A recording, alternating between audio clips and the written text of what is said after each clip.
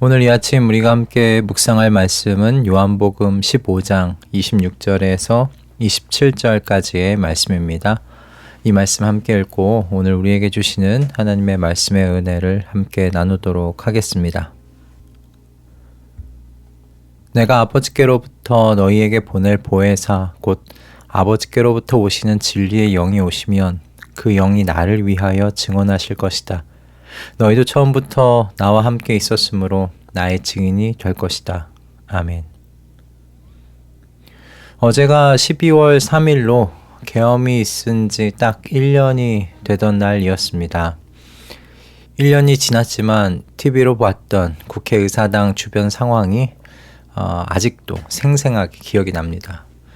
아내와 주고받았던 대화도 기억날 정도니 제게 12월 3일 충격적인 날로 남아있는 것 같습니다.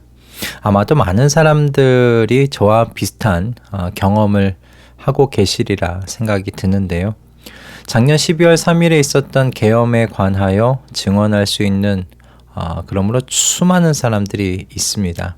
현장에 있었던 사람들이 있었고 그리고 저와 같이 TV로 그 현장의 상황을 생중계로 보았던 많은 사람들이 있었죠.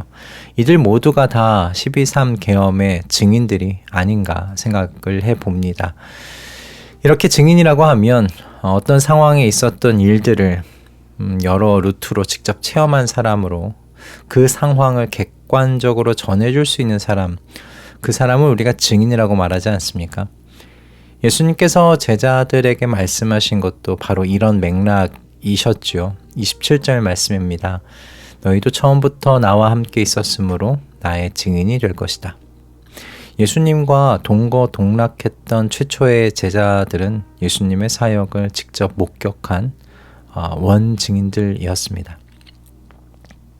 성령께서 오시면 예수 그리스도에 대하여 증언하실 것이지만 또한 이 최초의 제자들도 예수님의 공생애를 직접 목격한 사람들로서 증인으로서 살아야 한다 말씀하십니다.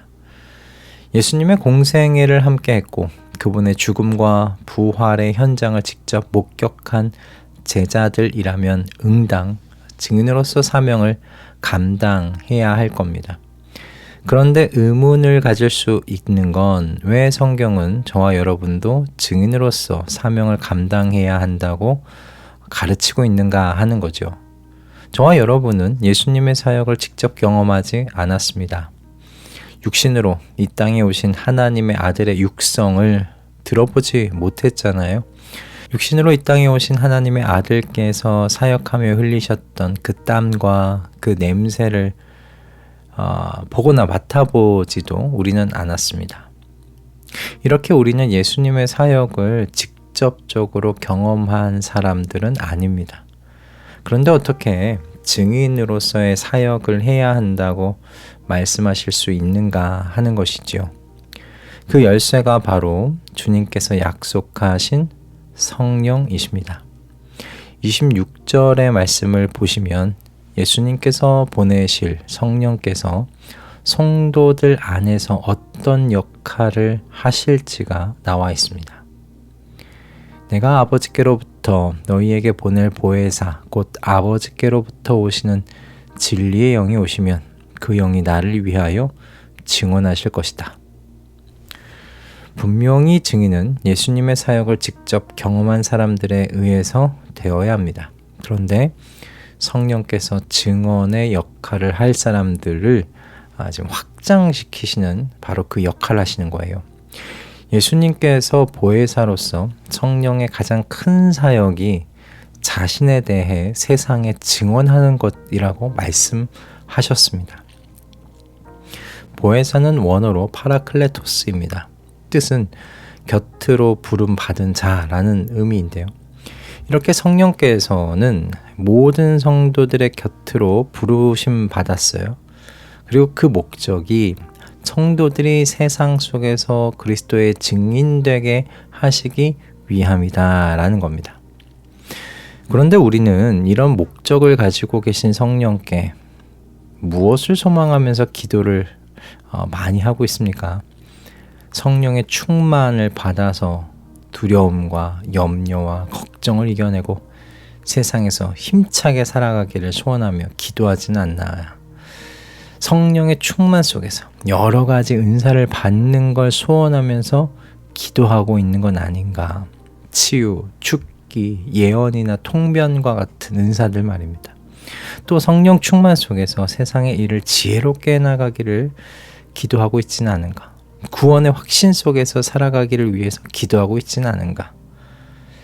네, 여러분, 물론 지금 방금 말씀드린 것들을 성도는요, 성령의 역사 안에서 충분히 바라면서 기도할 수 있고 또 기도해야 합니다. 하지만 이 모든 것의 목적이 어디로 소급되어야 하는가? 주 예수 그리스도를 세상 속에서 증언하는 것으로 소급되어져야 합니다. 이 목적지로 도달해야 한다는 말씀인 거죠. 성령 하나님께서 보혜사로서 우리 곁으로 보내지신 건 저와 여러분이 증인으로서 그 사명을 다할 수 있게 하시기 위함입니다. 이것이 성령 하나님의 가장 중요한 사역의 목적이세요. 그래서 저와 여러분이 앞에서 말씀드린 대로 예수님의 사역을 직접 경험한 사람들이 아님에도 불구하고 그리스도의 증인으로서 사명을 이어갈 수 있게 된 겁니다. 성령께서 예수님의 제자들이 이해한 만큼 예수님의 사역에 대해 이해할 수 있게 해주시고 또 보지도 않고도 믿는 믿음을 갖게 하시기 때문입니다. 그리고 말로는 사실 표현하기 힘든 바로 그 신비로 죽음에서 부활하셔서 살아계신 하나님의 아들과 교제함으로 아는 그 알을 소유하게 하십니다. 성경이라는 눈에 보이는 책을 읽어서 아는 게 아니라 정말 살아계신 성자 하나님을 만나고 교제하여 아는 것과 같은 그 알을 갖게 하시는 것이죠. 그래서 우리는 예수님의 사역을 오감으로 경험하지 않았음에도 예수님의 증인으로서 제자들의 사역을 2000년이 지난 지금도 이어받아 하고 있는 겁니다. 그래서 오늘 본문은 21세기를 살아가는 우리들에게 도전해오는 거예요. 살아계신 우리 주 예수 그리스도의 증인으로서 살고 있느냐 하는 도전입니다. 우리를 도우시기 위해 오신 성령 하나님의 가장 주된 사역이 그리스도를 위하여 증언하시는 것이기 때문입니다. 이것을 위해 성령께서는 우리의 성품이 그리스도를 닮아가게 하십니다. 이것을 위해 성령께서는 여러 은사들을 우리들에게 나누어 주십니다. 이것을 위하여 성령께서는 지혜 없는 자에게 지혜를 주셔서 세상에서 뛰어나게 해 주십니다. 물론 증인으로 사는 일 고단한 일입니다. 왜냐하면 증인으로 산다는 것이 성경의 뜻을 풀이해서 상대방이 듣든지 말든지 그저 스피커처럼 말하는 것이 아니기 때문입니다. 증인으로서 산다는 건 예수님의 사역을 이어받는다는 것이기 때문입니다.